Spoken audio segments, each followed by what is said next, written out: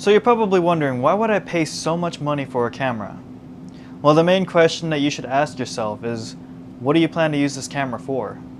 And here's the reason why.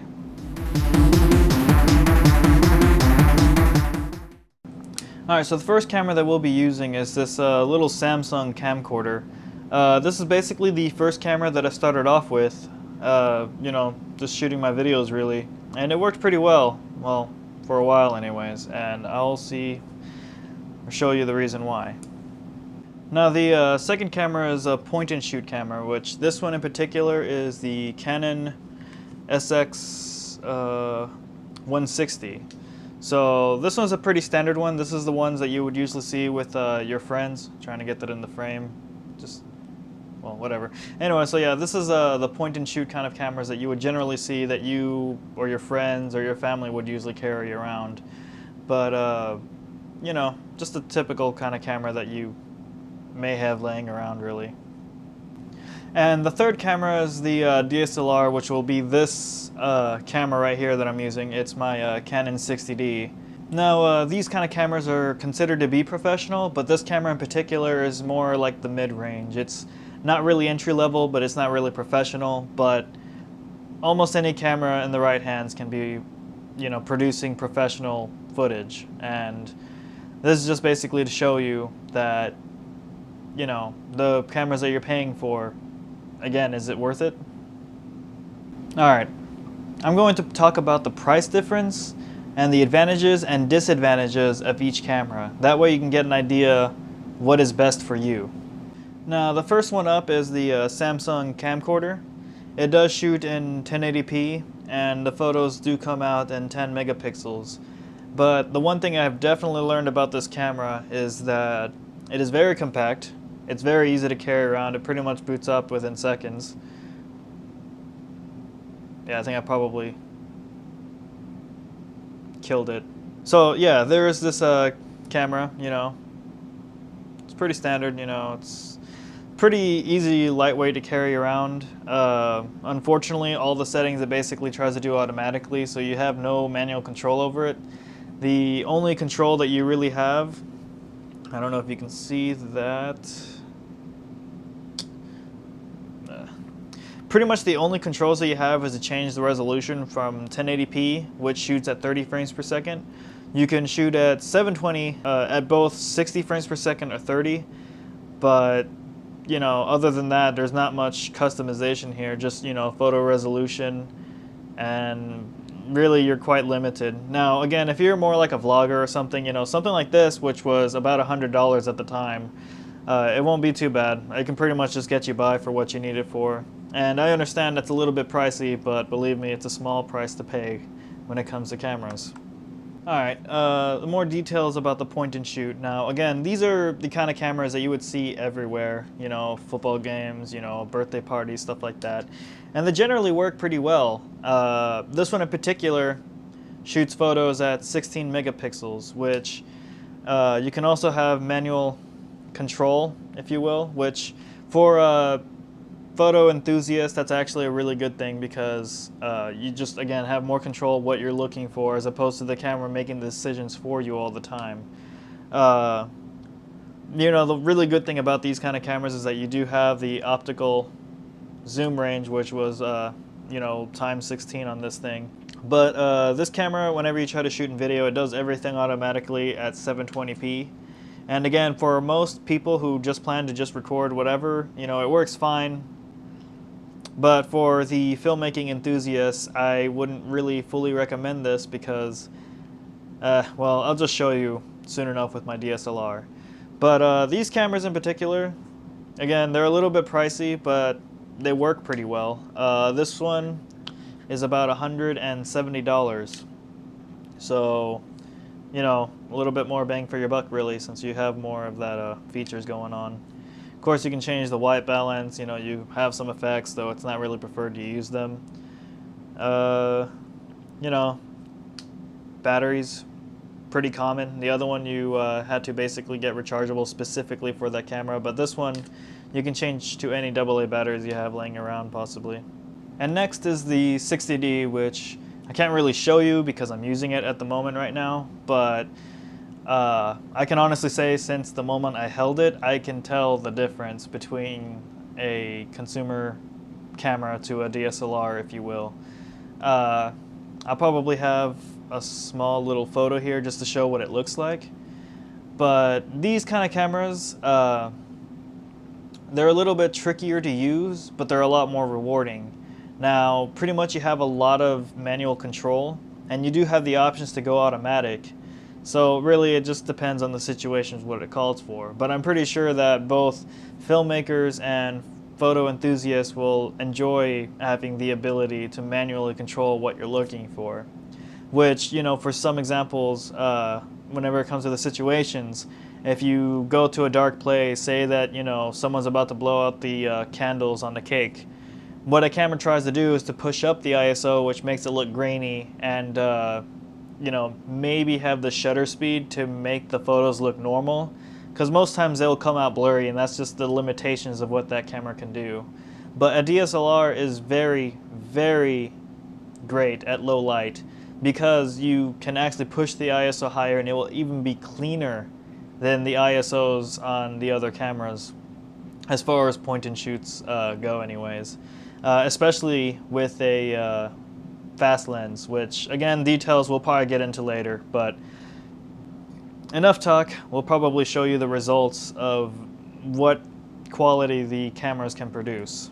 For these purposes, on the video footage, before we just jump right into it, I'm going to be using the beginning kit lens, which is the 18-55. Now, for the record, this is not at all my favorite lens. My personal favorite, which is the one I'm using right now, is my 30mm 1.4. But I'll get onto that, you know, idea of cameras and how they work and whatnot, and you know, why is it important to use a different lens.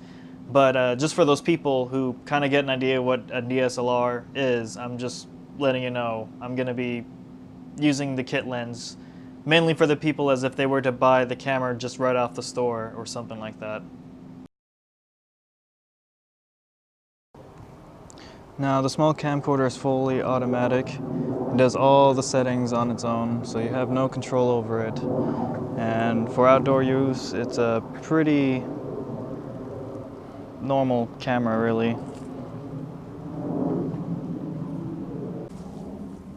Though admittingly, the photos that come off this thing is not exactly that great. Also, one thing that I'm not really a great fan of this camera is that it digitally zooms, which is not exactly preferred, because what really happens is that you zoom in on the image and you're just spreading out the pixels, so you're not really getting that, you know, at least for this camera, 720p. So we'll switch on to the next camera. Alright, so now this is with the point and shoot, which is what most people usually have, and as you can tell from the other camera, it is definitely much sharper. Now again, all the settings are automatic, so depending on where you're pointing, it really tries to adjust for that particular place.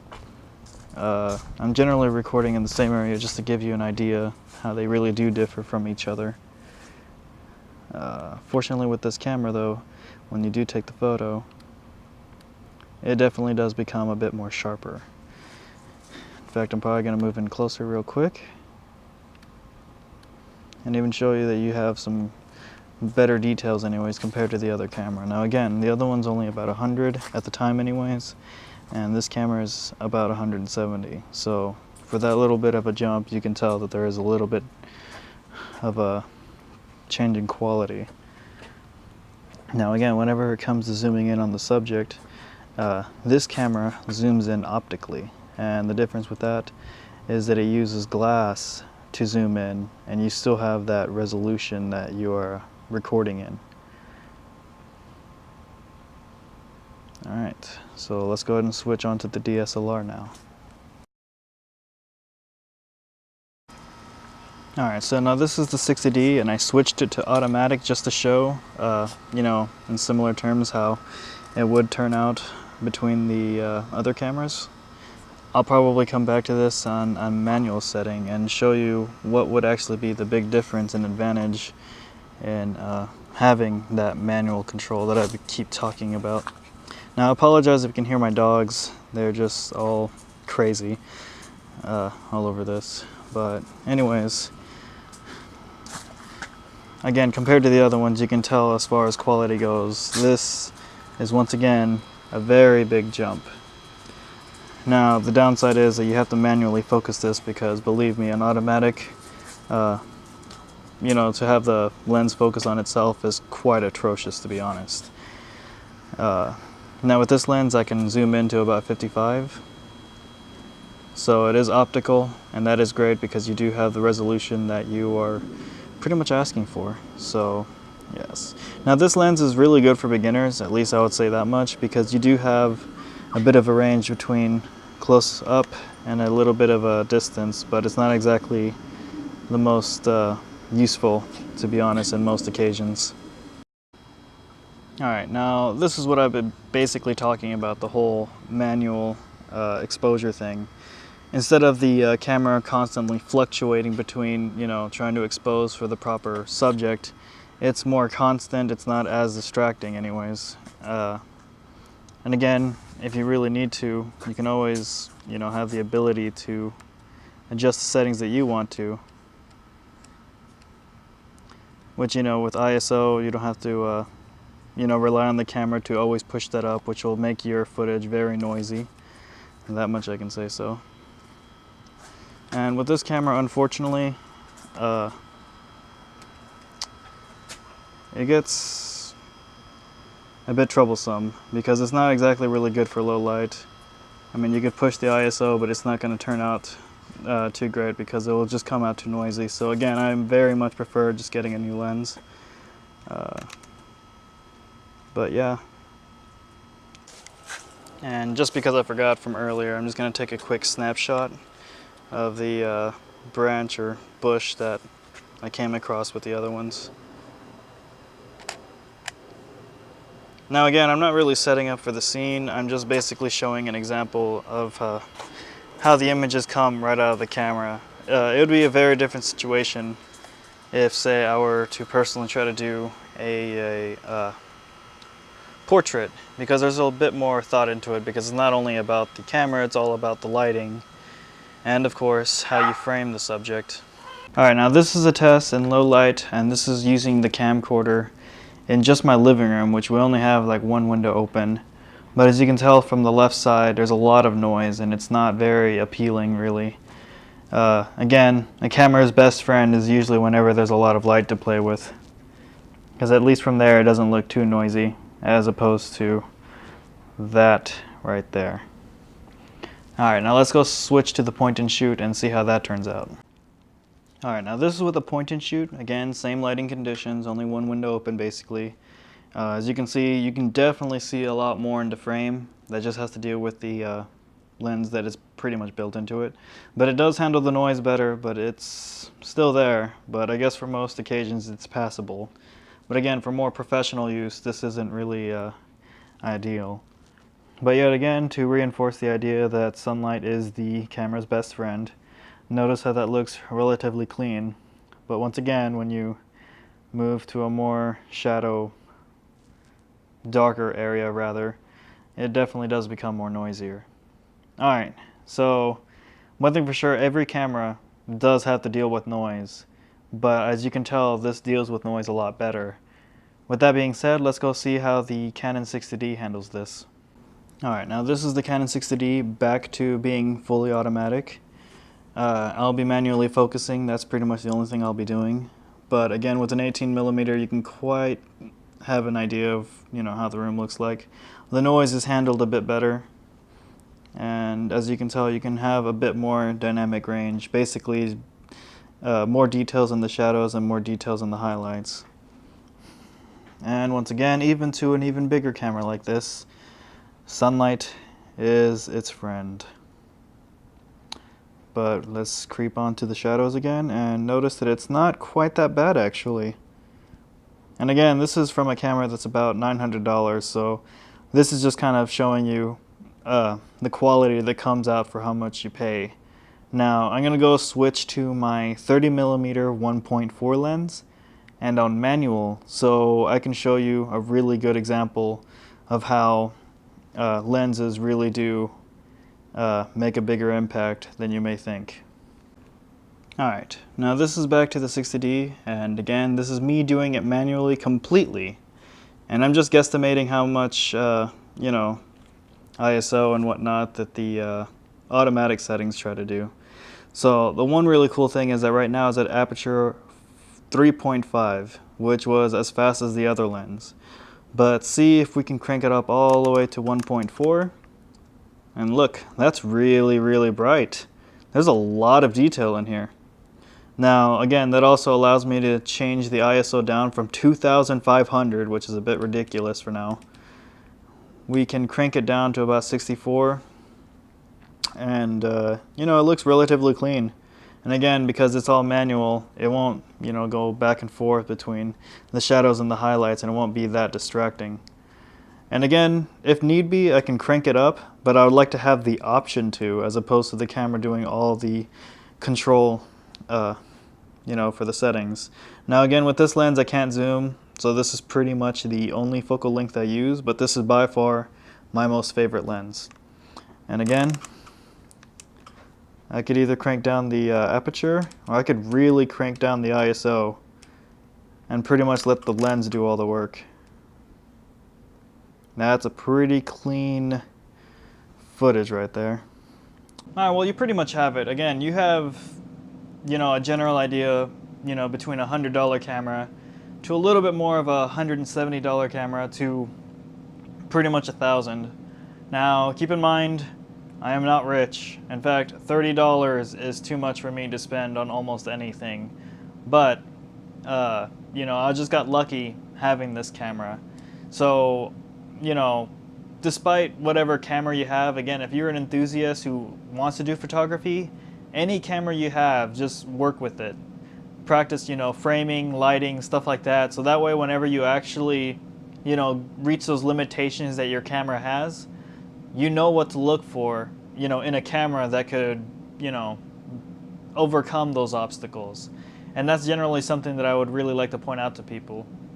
Now, the camera is important, but the way that I see it, a camera is like a car. Just because someone has a nicer car doesn't mean that they're a better driver. And if someone is a good driver, then that means that they can, you know, handle driving a fancier car, if that makes any sense.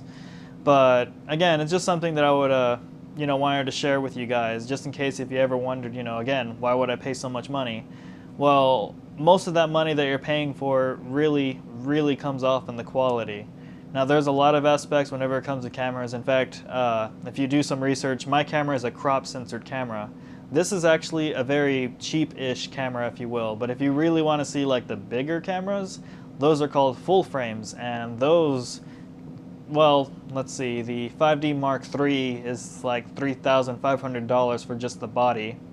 And the lens, which is really sharp, and I could even use it on this one, but I don't really see $2,000 laying around anywhere. So again, work with what you got. I just try to show you an example of you know, what each camera does. And again, if the camcorder just for the basic needs for vlogging and stuff like that, it's not a bad thing. I mean, the zooming thing, if you try to use it for other things, but you know, it's fine. If you have a point and shoot, you know, that's a really good way to start, because I didn't even have that. And, you know, just recently I started into photography. But, you know, ever since I got the 60D, pretty much I, you know, wanted to study as much as I can, learning anything about the camera as much as I can. And pretty much I can honestly say that little by little I can see that paying off. So, you know, it's really up to you. I mean, what do you plan to use the camera for? So, with that being said, I guess I'll just leave you to that. I hope that you find a camera that best works for you. And don't get me wrong, just because I have Canon products, pretty much, you know, Nikon is a really strong brand, if you will. So is Sony, and even, what was it called? Panasonic, which is GH3. You know, of course, there's the GoPros, which again, those little guys can pretty much fit anywhere. So if you're doing sports or anything like that, those things are amazing. But again, I don't really see, lugging around a DSLR or a camcorder trying to, stick that on the skateboard and, hopefully it stays in place, but no, it's gonna fly off probably. So again, it really depends what you're looking for. There's no clear answer. In fact, again, other than the side with the whole car analogy, I would say that a camera is a tool. Some cameras can work very well in other situations, other ones work better in other situations. So if anything, instead of having a closed mind, finding that one perfect camera, you got to make sure that you have different cameras for different jobs. That's probably the best way I can put it for you. So anyways, I guess for sure this time I'm closing it down. Sorry it took forever with this video. I wasn't planning for it to be this long, but I thought it was kind of important to include this information, if you will. So anyways, before I keep on yapping, I guess that'll be it. So yeah, just let me know. What do you think? The camcorder, the point and shoots, or the DSLR? So anyways, I wish you luck. Bye.